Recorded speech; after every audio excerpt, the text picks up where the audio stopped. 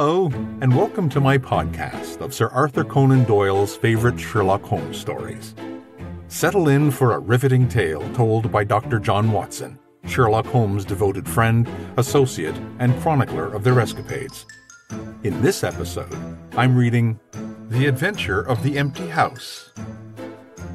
It was in the spring of the year 1894 that all London was interested, and the fashionable world dismayed, by the murder of the Honourable Ronald Adair, under most unusual and inexplicable circumstances.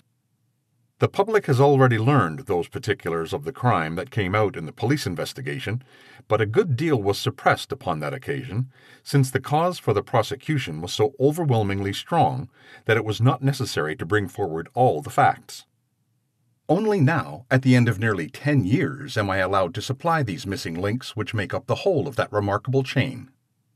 The crime was of interest in itself, but that interest was as nothing to me compared to the inconceivable sequel, which afforded me the greatest shock and surprise of any event in my adventurous life.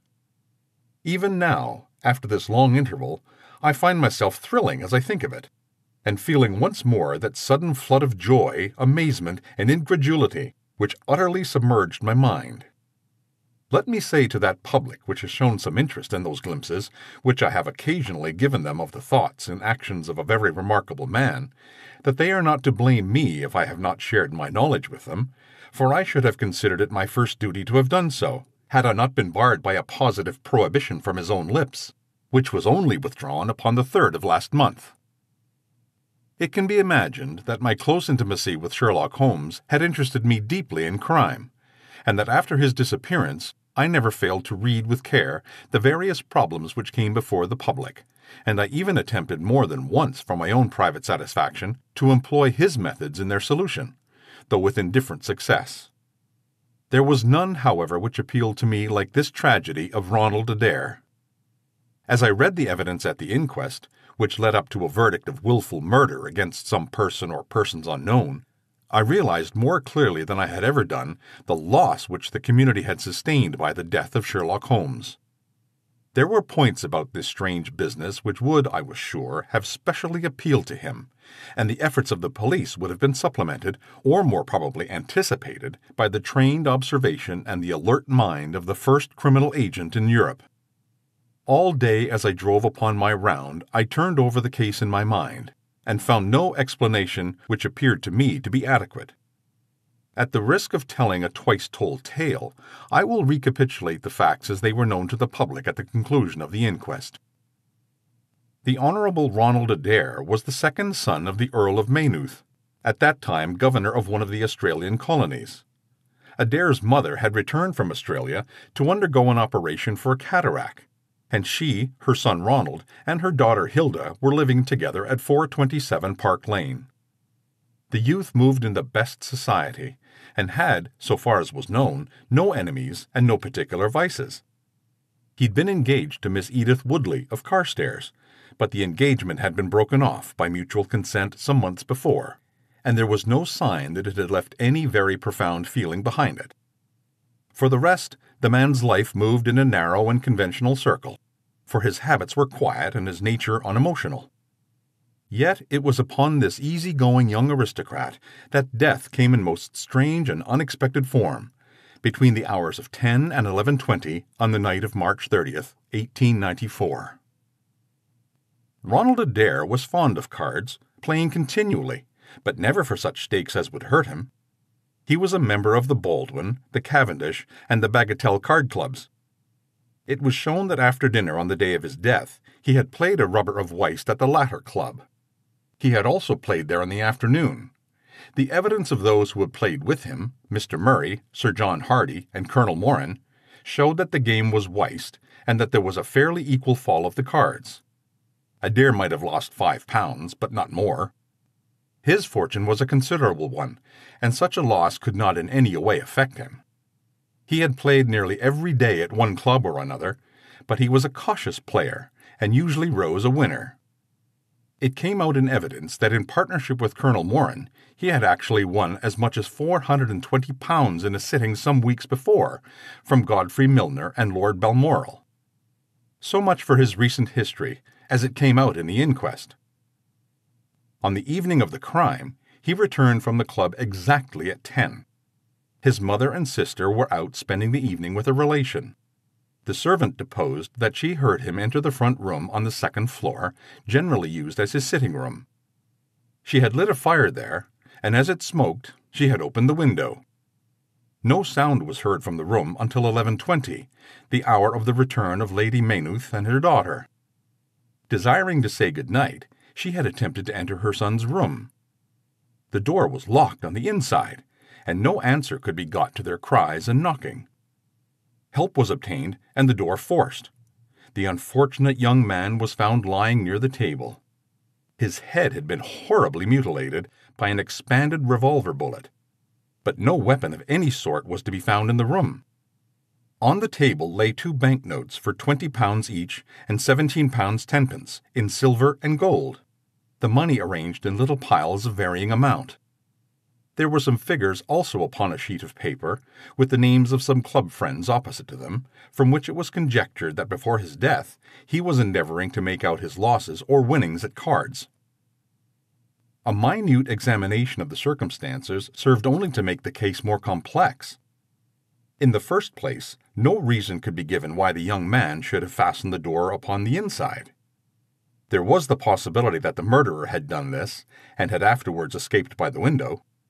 The drop was at least 20 feet, however, and a bed of crocuses in full bloom lay beneath. Neither the flowers nor the earth showed any sign of having been disturbed, nor were there any marks upon the narrow strip of grass which separated the house from the road. Apparently, therefore, it was the young man himself who had fastened the door. But how did he come by his death? No one could have climbed up to the window without leaving traces. Suppose a man had fired through the window, it would indeed be a remarkable shot who could with a revolver inflict so deadly a wound. Again, Park Lane is a frequented thoroughfare, and there is a cab stand within 100 yards of the house. No one had heard a shot, and yet there was the dead man, and there the revolver bullet, which had mushroomed out, as soft-nosed bullets will, and so inflicted a wound which must have caused instantaneous death. Such were the circumstances of the Park Lane mystery, which were further complicated by entire absence of motive, since, as I have said, young Adair was not known to have any enemy, and no attempt had been made to remove the money or valuables in the room. All day I turned these facts over in my mind, endeavoring to hit upon some theory that could reconcile them all, and to find that line of least resistance, which my poor friend had declared to be the starting point of every investigation. I confess that I made little progress. In the evening I strolled across the park and found myself about 6 o'clock at the Oxford Street end of Park Lane. A group of loafers upon the pavements, all staring up at a particular window, directed me to the house which I had come to see. A tall, thin man, with colored glasses, whom I strongly suspected of being a plainclothes detective, was pointing out some theory of his own, while the others crowded round to listen to what he said. I got as near as I could, but his observations seemed to me to be absurd, so I withdrew again in some disgust. As I did so, I struck against an elderly deformed man, who had been behind me, and I knocked down several books which he was carrying. I remember that as I picked them up, I observed the title of one of them, The Origin of Tree Worship, and it had struck me that this fellow must be some poor bibliophile, who either as a trade or as a hobby was a collector of obscure volumes. I endeavored to apologize for the incident, but it was evident that these books, which I had so unfortunately maltreated, were very precious objects in the eyes of their owner. With a snarl of contempt, he turned upon his heel, and I saw his curved back and white side whiskers disappear among the throng. My observations of number 427 Park Lane did little to clear up the problem in which I was interested. The house was separated from the street by a low wall and railing, the whole not more than 5 feet high. It was perfectly easy, therefore, for anyone to get into the garden, but the window was entirely inaccessible, since there was no water pipe or anything which could help the most active man to climb it. More puzzled than ever, I retraced my steps to Kensington. I had not been in my study for 5 minutes when the maid entered to say that a person desired to see me.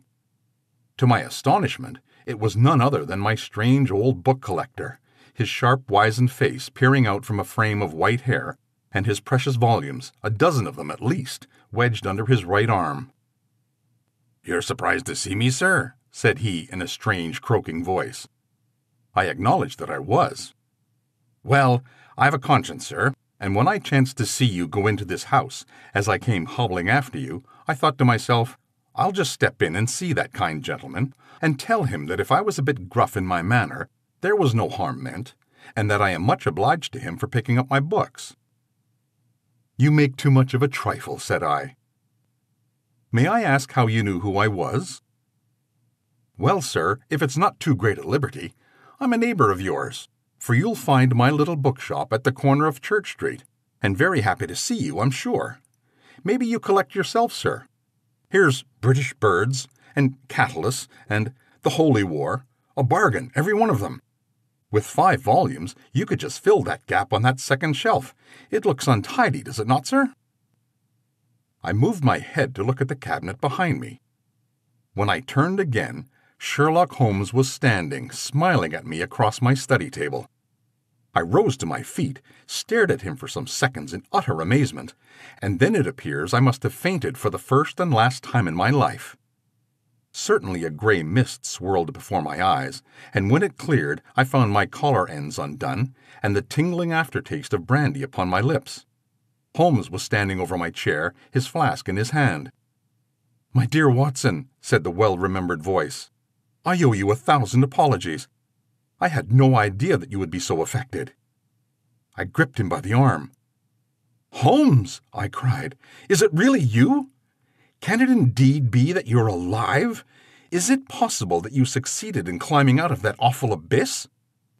"Wait a moment," said he. "Are you sure that you are really fit to discuss things? I have given you a serious shock by my unnecessarily dramatic reappearance." "I'm all right, but indeed, Holmes, I can hardly believe my eyes. Good heavens, to think that you of all men, should be standing in my study." Again I gripped him by the sleeve and felt the thin, sinewy arm beneath it. "Well, you're not a spirit, anyhow," said I. "My dear chap, I am overjoyed to see you. Sit down and tell me how you came alive out of that dreadful chasm." He sat opposite to me and lit a cigarette in his old nonchalant manner. He was dressed in the seedy frock-coat of the book merchant, but the rest of that individual lay in a pile of white hair and old books upon the table. Holmes looked even thinner and keener than of old, but there was a dead-white tinge in his aquiline face which told me that his life recently had not been a healthy one. "I'm glad to stretch myself, Watson," said he. "It's no joke when a tall man has to take a foot of his stature for several hours on end. Now, my dear fellow, in the matter of these explanations we have, if I may ask for your cooperation, a hard and dangerous night's work in front of us. Perhaps it would be better if I gave you an account of the whole situation when that work is finished." "I am full of curiosity. I should prefer to hear now." "You'll come with me tonight?" "When you like and where you like." "This is indeed like the old days. We shall have time for a mouthful of dinner before we go. Well then, about the chasm. I had no serious difficulty in getting out of it, for the very simple reason I was never in it." "You were never in it?" "No, Watson. I never was in it. My note to you was absolutely genuine. I had little doubt that I had come to the end of my career when I perceived the somewhat sinister figure of the late Professor Moriarty standing upon the narrow pathway which led to safety. I read an inexorable purpose in his grey eyes. I exchanged some remarks with him, therefore, and obtained his courteous permission to write the short note which you afterwards received. I left it with my cigarette box and my stick, and I walked along the pathway, Moriarty still at my heels. When I reached the end, I stood at bay. He drew no weapon, but he rushed at me and threw his long arms around me. He knew that his only game was up, and was only anxious to revenge himself upon me. We tottered together upon the brink of the fall. I have some knowledge, however, of Baritsu, of the Japanese system of wrestling, which has more than once been very useful to me. I slipped through his grip, and he, with a horrible scream, kicked madly for a few seconds and clawed the air with both his hands. But for all his efforts, he could not get his balance, and over he went. With my face over the brink, I saw him fall a long way. Then he struck a rock, bounced off, and splashed into the water. I listened with amazement to this explanation, which Holmes delivered between puffs of his cigarette. "But the tracks!" I cried. "I saw with my own eyes that 2 went down the path and none returned." It came about in this way. The instant that the professor had disappeared, it struck me what a really extraordinarily lucky chance fate had placed in my way. I knew that Moriarty was not the only man who had sworn my death. There were at least 3 others whose desire for vengeance upon me would only be increased by the death of their leader. They were all most dangerous men. One or the other would certainly get me. On the other hand, if all the world was convinced that I was dead, they would take liberties, these men. They would lay themselves open, and sooner or later I could destroy them. Then it would be time for me to announce that I was still in the land of the living. So rapidly does the brain act that I believe that I had thought this all out before Professor Moriarty had reached the bottom of the Reichenbach Fall. I stood up and examined the rocky wall behind me. In your picturesque account of the matter, which I read with great interest some months later, you assert that the wall was sheer. This was not literally true. A few small footholds presented themselves, and there was some indication of a ledge. The cliff was so high that to climb at all was an obvious impossibility, and it was equally impossible to make my way along the wet path without leaving some tracks. I might, it is true, have reversed my boots, as I have done on similar occasions, but the sight of 3 sets of tracks in one direction would certainly have suggested a deception. On the whole, then, it was best that I should risk the climb. It was not a pleasant business, Watson. The fall roared beneath me. I'm not a fanciful person, but I give you my word that I seemed to hear Moriarty's voice screaming at me out of the abyss. A mistake would have been fatal. More than once, as tufts of grass came out in my hand or my foot slipped in the wet notches of the rock, I thought that I was gone. But I struggled upwards, and at last I reached a ledge several feet deep and covered with soft green moss, where I could lie unseen in the most perfect comfort. There I was stretched when you, my dear Watson, and all your following were investigating in the most sympathetic and inefficient manner the circumstances of my death. At last, when you had all formed your inevitable and totally erroneous conclusions, you departed for the hotel, and I was left alone. I had imagined that I had reached the end of my adventures, but a very unexpected occurrence showed me that there were surprises still in store for me. A huge rock, falling from above, boomed past me, struck the path, and bounded over into the chasm. For an instant, I thought it was an accident, but a moment later, looking up, I saw a man's head against the darkening sky, and another stone struck the very ledge upon which I was stretched, within a foot of my head. Of course, the meaning of this was obvious. Moriarty had not been alone. A confederate, and even that one glance had told me how dangerous a man that confederate was, had kept guard while the professor had attacked me. From a distance, unseen to me, he had been a witness of his friend's death and of my escape. He had waited, and then, making his way round to the top of the cliff, he had endeavored to succeed where his comrade had failed. I did not take long to think about it, Watson. Again I saw that grim face look over the cliff, and I knew that it was the precursor of another stone. I scrambled down onto the path. I don't think I could have done it in cold blood. It was 100 times more difficult than getting up. But I had no time to think of danger, for another stone sang past me as I hung by my hands from the edge of the ledge. Halfway down I slipped, and by the blessing of God I landed, torn and bleeding, upon the path. I took to my heels, did 10 miles over the mountains in the darkness, and a week later I found myself in Florence, with the certainty that no one in the world knew what had become of me. I had only one confidant, my brother Mycroft. I owe you many apologies, my dear Watson, but it was all important that it should be thought I was dead, and it was quite certain that you would not have written so convincing an account of my unhappy end had you not yourself thought it was true. Several times during the last 3 years I have taken up my pen to write to you, but always I feared lest your affectionate regard for me should tempt you to some indiscretion, which would betray my secret. For that reason, I turned away from you this evening when you upset my books, for I was in danger at the time, and any show of surprise and emotion upon your part might have drawn attention to my identity and led to the most deplorable and irreparable results. As to Mycroft, I had to confide in him in order to obtain the money which I needed. The course of events in London did not run so well as I had hoped, for the trial of the Moriarty gang left two of its most dangerous members, my own most vindictive enemies, at liberty. I traveled for 2 years in Tibet, therefore, and amused myself by visiting Lhasa and spending some days with the head lama. You may have read of the remarkable explorations of the Norwegian named Sigerson, but I am sure that it never occurred to you that you were receiving news of your friend. I then passed through Persia, looked in at Mecca, and paid a short but interesting visit to the Khalifa at Khartoum, the results of which I have communicated to the Foreign Office. Returning to France, I spent some months in a research into the coal tar derivatives, which I conducted in a laboratory at Montpellier in the south of France.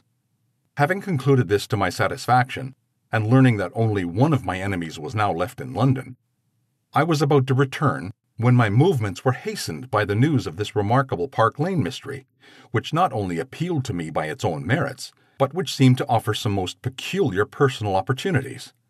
I came over at once to London, called in on my own person at Baker Street, threw Mrs. Hudson into violent hysterics, and found Mycroft had preserved my rooms and my papers exactly as they had always been.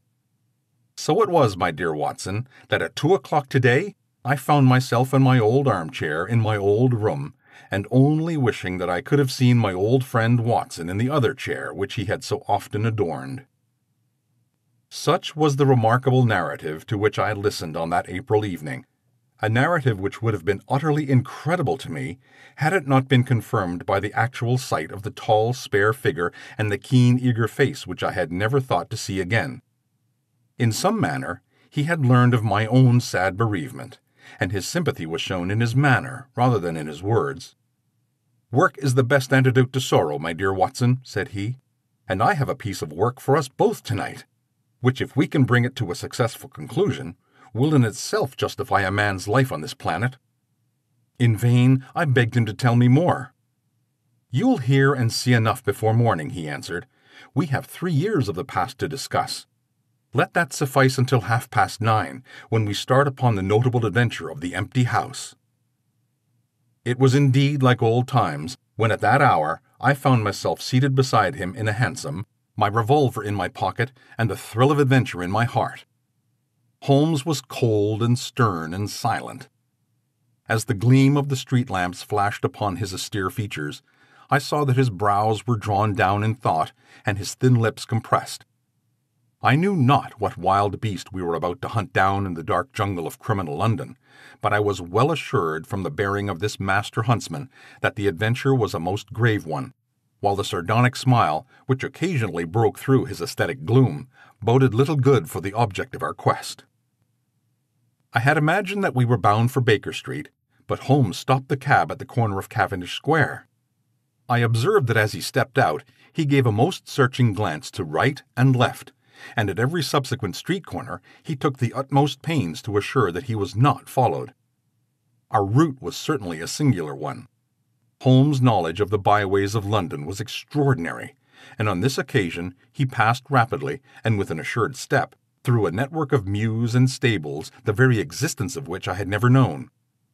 We emerged at last into a small road, lined with gloomy old houses, which led us into Manchester Street, and so to Blandford Street. Here he turned swiftly down a narrow passage, passed through a wooden gate into a deserted yard, and then opened with a key the back door of a house. We entered together, and he closed it behind us. The place was pitch dark, but it was evident to me that it was an empty house. Our feet creaked and crackled over the bare planking, and my outstretched hand touched a wall from which the paper was hanging in ribbons. Holmes' cold, thin fingers closed around my wrist and led me forward down a long hall, until I dimly saw the murky fanlight over the door. Here Holmes turned suddenly to the right, and we found ourselves in a large, square, empty room, heavily shadowed in the corners, but faintly lit in the center from the lights of the street beyond. There was no lamp near, and the window was thick with dust, so that we could only just discern each other's figures within. My companion put his hand upon my shoulder and his lips close to my ear. "Do you know where we are?" he whispered. "Surely that is Baker Street," I answered, staring through the dim window. Exactly. We're in Camden House, which stands opposite our own old quarters. But why are we here? Because it commands so excellent a view of that picturesque pile. Might I trouble you, my dear Watson, to draw a little nearer to the window, taking every precaution not to show yourself, and then to look up at our old rooms, the starting point of so many of our little adventures? We will see if my 3 years of absence has entirely taken away my power to surprise you. I crept forward and looked across at the familiar window. As my eyes fell upon it, I gave a gasp and a cry of amazement. The blind was down, and a strong light was burning in the room. The shadow of a man who was seated in a chair within was thrown in hard black outline upon the luminous screen of the window. There was no mistaking the poise of the head, the squareness of the shoulders, the sharpness of the features. The face was turned half round, and the effect was that of one of those black silhouettes which our grandparents loved to frame. It was a perfect reproduction of Holmes. So amazed was I that I threw out my hand to make sure that the man himself was standing beside me. He was quivering with silent laughter. "Well," said he. "Good heavens," I cried. "It's marvelous!" "I trust that age doth not wither nor custom stale my infinite variety," said he, and I recognized in his voice the joy and pride which the artist takes in his own creation. "It really is rather like me, is it not? I should have prepared to swear that it was you." The credit of the execution is due to Monsieur Oscar Mounier of Grenoble, who spent some days in doing the moulding. It is a bust in wax. The rest I arranged myself during the visit to Baker Street this afternoon. "But why?" "Because, my dear Watson, I had the strongest possible reason for wishing certain people to think that I was there when I was really elsewhere." "And you thought the rooms were watched?" "I knew that they were watched." "By whom?" "By my old enemies, Watson. By the charming society whose leader lies in the Reichenbach Fall. You must remember that they knew, and only they knew, that I was still alive. Sooner or later, they believed that I should come back to my rooms. They watched them continuously, and this morning they saw me arrive." "How do you know?" "Because I recognized their sentinel when I glanced out of my window. He's a harmless enough fellow, Parker by name, a garrotter by trade, and a remarkable performer of the Jew's harp.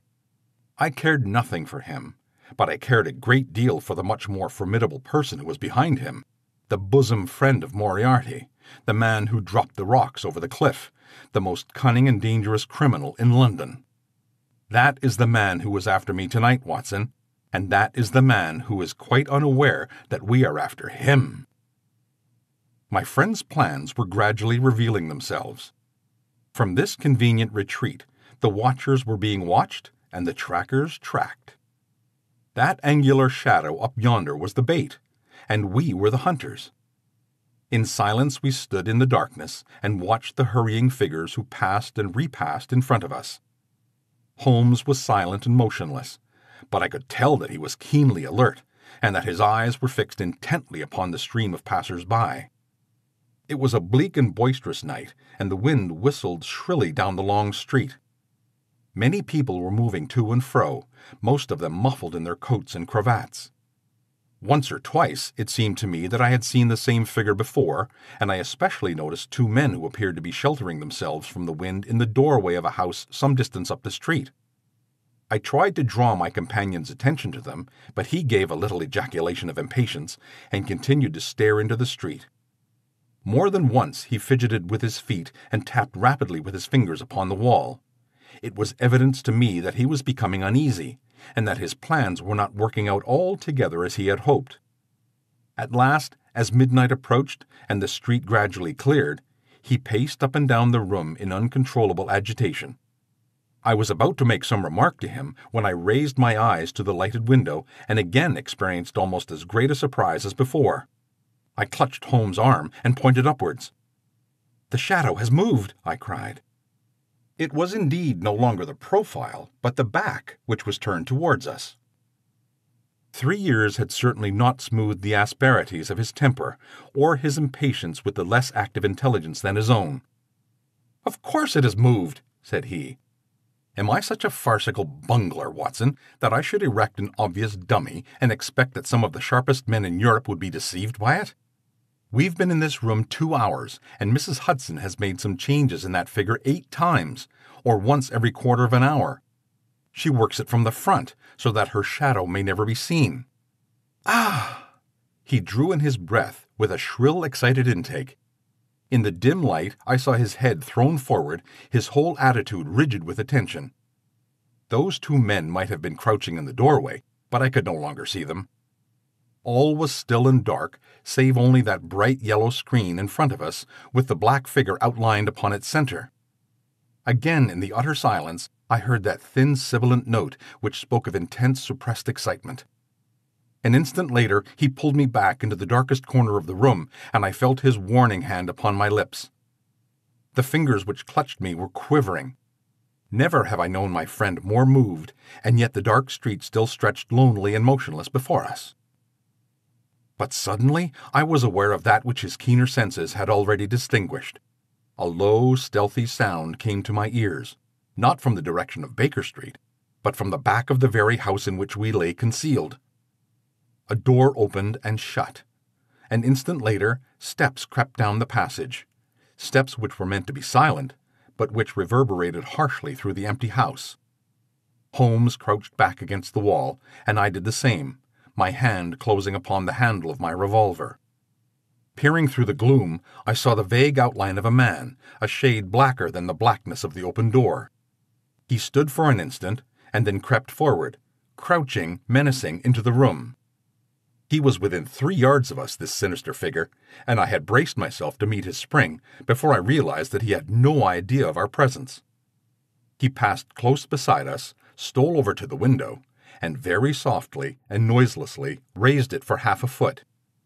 As he sank to the level of this opening, the light of the street, no longer dimmed by the dusty glass, fell full upon his face.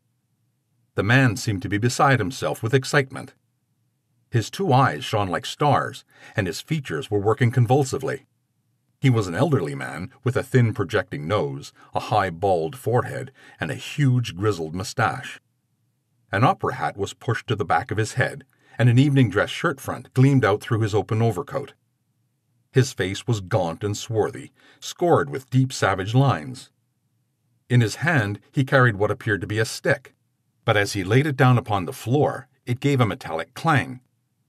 Then from the pocket of his overcoat he drew a bulky object, and busied himself in some task which ended with a loud, sharp click, as if a spring or bolt had fallen into place. Still kneeling upon the floor, he bent forward and threw all his weight and strength upon some lever, with the result that there came a long, whirring, grinding noise, ending once more in a powerful click. He straightened himself then, and I saw that what he held in his hand was a sort of a gun, with a curiously misshapen butt. He opened it at the breech, put something in, and snapped the breech block. Then, crouching down, he rested the end of the barrel upon the ledge of the open window, and I saw his long mustache droop over the stock, and his eye gleam as it peered along the sights. I heard a little sigh of satisfaction as he cuddled the butt into his shoulder, and saw that amazing target, the black man on the yellow ground, standing clear at the end of his foresight. For an instant he was rigid and motionless. Then his finger tightened on the trigger. There was a strange, loud whiz, and a long, silvery tinkle of broken glass. At that instant, Holmes sprang like a tiger onto the marksman's back and hurled himself flat upon his face. He was up again in a moment, and with convulsive strength he seized Holmes by the throat, but I struck him on the head with the butt of my revolver, and he dropped again to the floor. I fell upon him, and as I held him, my comrade blew a shrill call upon a whistle. There was the clatter of running feet upon the pavement, and 2 policemen in uniform and 1 plainclothes detective rushed through the front entrance and into the room. "That you, Lestrade?" said Holmes. "Yes, Mr. Holmes. I took the job myself. It's good to see you back in London, sir." "I think you want a little unofficial help. 3 undetected murders in 1 year won't do, Lestrade. But you handled the Molesey mystery with less than your usual— that's to say, you handled it very well." We had all risen to our feet, our prisoner breathing hard, with a stalwart constable on each side of him. Already a few loiterers had begun to collect in the street. Holmes stepped up to the window, closed it, and dropped the blinds. Lestrade had produced 2 candles, and the policemen had uncovered their lanterns. I was able at least to have a good look at our prisoner. It was a tremendously virile and yet sinister face which had turned toward us. With the brow of a philosopher above and the jaw of a sensualist below, the man must have started with great capacities for good or for evil. But one could not look upon his cruel blue eyes with their drooping cynical lids, or upon the fierce aggressive nose and the threatening deep-lined brow, without reading nature's plainest danger signals. He took no heed of any of us, but his eyes were fixed upon Holmes' face with an expression in which hatred and amazement were equally blended. "You fiend," he kept on muttering. "You clever, clever fiend." "Ah, Colonel," said Holmes, arranging his rumpled collar. "Journeys end in lovers' meetings, as the old play says. I don't think I've had the pleasure of seeing you since you favored me with those attentions as I lay on the ledge above the Reichenbach fall." The colonel still stared at my friend, like a man in a trance. "You cunning, cunning fiend," was all that he could say. "I have not introduced you yet," said Holmes. "This gentleman is Colonel Sebastian Moran, once of Her Majesty's Indian Army, and the best heavy game shot that our Eastern Empire has ever produced. I believe I'm correct, Colonel, in saying that your bag of tigers still remains unrivaled?" The old fierce man said nothing, but still glared at my companion. With his savage eyes and bristling moustache, he was wonderfully like a tiger himself. "I wonder that my very simple stratagem could deceive so old a shikari," said Holmes. "It must be very familiar to you. Have you not tethered a young kid under a tree, lain above it your rifle, and waited for the bait to bring up your tiger? This empty house is my tree, and you are my tiger. You've probably had other guns in reserve in case there should be several tigers, but in your own unlikely supposition of your own aim failing you. These," he pointed around, "are my other guns. The parallel is exact." Colonel Moran sprang forward with a snarl of rage, but the constables dragged him back. The fury upon his face was terrible to look at. "I confess that you had one small surprise for me," said Holmes. "I did not anticipate that you yourself would make use of this empty house and this convenient front window. I had imagined you as operating from the street, where my friend Lestrade and his merry men were awaiting you. With that exception, all has gone as I expected." Colonel Moran turned to the official detective. "You may or may not have just cause for arresting me," said he, "but at least there can be no reason why I should submit to the jibes of this person. If I'm in the hands of the law, let things be done in a legal way." "Well, it's reasonable enough," said Lestrade. "Nothing further you have to say, Mr. Holmes, before we go?" Holmes had picked up the powerful air gun from the floor and was examining its mechanism. "An admirable and unique weapon," said he, "noiseless and of tremendous power. I knew von Herder, the blind German mechanic who constructed it to the order of the late Professor Moriarty. For years I have been aware of its existence, though I have never before had an opportunity of handling it. I commend it very specially to your attention, Lestrade, and also the bullets which fit it." "You can trust us to look after that, Mr. Holmes," said Lestrade, as the whole party moved toward the door. "Anything further to say?" "Only to ask what charge you intend to prefer." "What charge, sir? Why, of course, the attempted murder of Mr. Sherlock Holmes." "Not so, Lestrade. I do not propose to appear in the matter at all. To you, and only to you, belongs the credit of the remarkable arrest which you have effected. Yes, Lestrade, I congratulate you. With your usual mixture of cunning and audacity, you've got him." "Got him? Got who, Mr. Holmes?" "The man whom the whole force had been seeking in vain. Colonel Sebastian Moran, who shot the Honourable Ronald Adair with an expanding bullet from an air gun through the open window of the second floor of number 427 Park Lane upon the 13th of last month. That's the charge, Lestrade. And now, Watson, if you can endure the draught from a broken window, I think that half an hour in my study over a cigar may afford you some profitable amusement." Our old chambers had been left unchanged, through the supervision of Mycroft Holmes and the immediate care of Mrs. Hudson. As I entered, I saw it was true. an unwanted tidiness, but the old landmarks were still in their places. There were the chemical corner and the acid-stained deal-top table. There upon a shelf was the row of formidable scrapbooks and books of reference, which many of our fellow citizens would have been so glad to burn. The diagrams, the violin case, and the pipe rack, even the Persian slipper which contained the tobacco, all met my eye as I glanced around me. There were two occupants of the room, one Mrs. Hudson, who beamed upon us both as we entered, the other the strange dummy which had played so important a role in this evening's adventures. It was a wax-colored model of my friend, so admirably done that it was a perfect facsimile. It stood on a small pedestal table, with an old dressing-gown of Holmes so draped around it that the illusion from the street was absolutely perfect. "I hope you preserved all precautions, Mrs. Hudson," said Holmes. "I went to it on my knees, sir, just as you told me." "Excellent! You carried the thing out very well. Did you observe where the bullet went?" "Yes, sir. I'm afraid it had spoiled your beautiful bust, but it passed right through the head and flattened itself on the wall. I picked it up from the carpet. Here it is." Holmes held it out to me. "A silver revolver bullet, as you perceive, Watson. There's genius in that, for who would expect us to find such a thing fired from an air gun? All right, Mrs. Hudson, I am much obliged for your assistance. And now, Watson, let me see you in your old seat once more, for there are several points which I should like to discuss with you."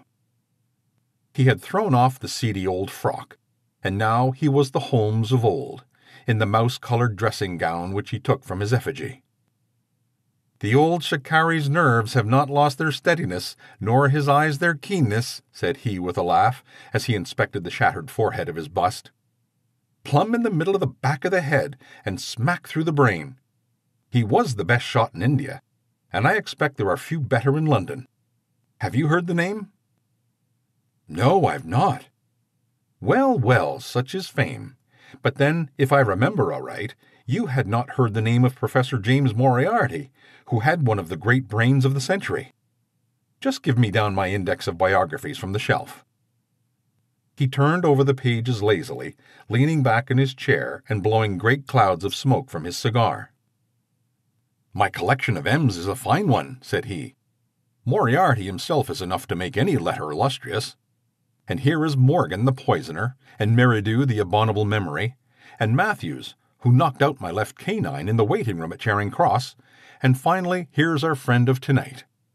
He handed over the book, and I read, "Moran, Sebastian, Colonel, unemployed, formerly 1st Bangalore Pioneers, born London 1840, son of Mr. Augustus Moran, C.B., once British Minister to Persia, educated Eton and Oxford, served in Jawaki Campaign, Afghan Campaign, Cherasiab, Dispatches, Sherpur, and Kabul, author of Heavy Game of the Western Himalayas, 1881, 3 Months in the Jungle, 1884, address, Conduit Street, clubs, the Anglo-American, the Tankerville, the Bagatelle Card Club."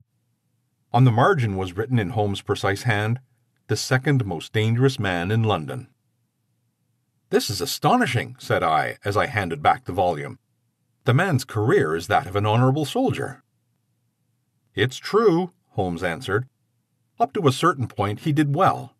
He was always a man of iron nerve, and the story is still told in India how he crawled down a drain after a wounded man-eating tiger.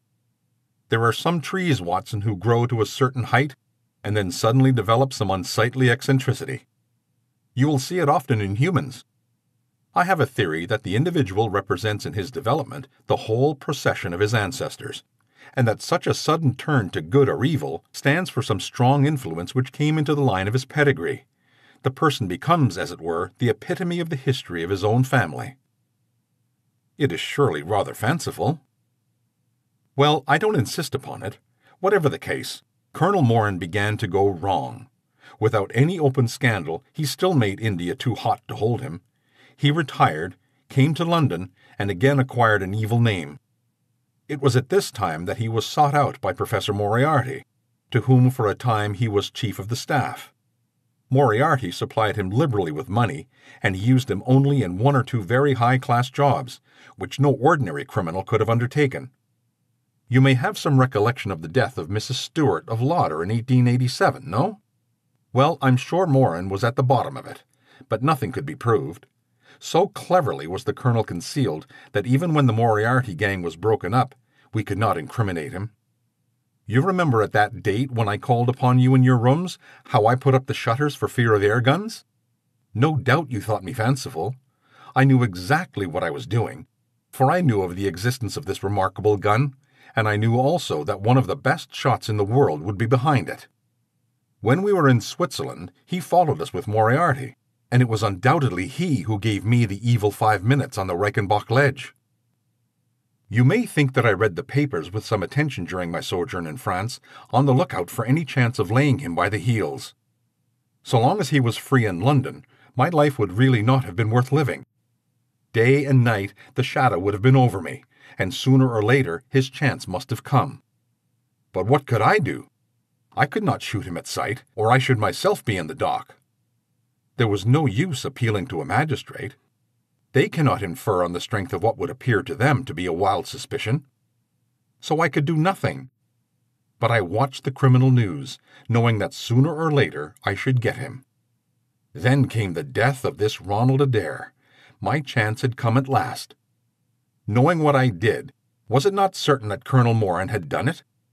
He had played cards with the lad, and he had followed him home from the club. He had shot him through the open window. There was not a doubt of it. The bullets alone are enough to put his head in a noose. I came over at once. I was seen by the sentinel, who would, I knew, direct the colonel's attention to my presence. He would not fail to connect my sudden return with his crime, and to be terribly alarmed. I was sure that he would make an attempt to get me out of the way at once, and would bring round his murderous weapon for that purpose. I left him an excellent mark in the window, and having warned the police that they might be needed, by the way, Watson, you spotted their presence in that doorway with unerring accuracy, I took up what seemed to me to be a judicious post for observation, not dreaming that he would choose the same spot for his attack. Now, my dear Watson, does anything remain for me to explain? Yes, I said. You have not made it clear what was Colonel Morin's motive in murdering the Honourable Ronald Adair. Ah, my dear Watson, there we come into those realms of conjecture where the most logical mind may be at fault. Each may form his own hypothesis upon the present evidence, and yours is as likely to be as correct as mine. You've formed one, then? I think that it is not difficult to explain the facts. It came out in evidence that Colonel Morin and young Adair had between them won a considerable amount of money.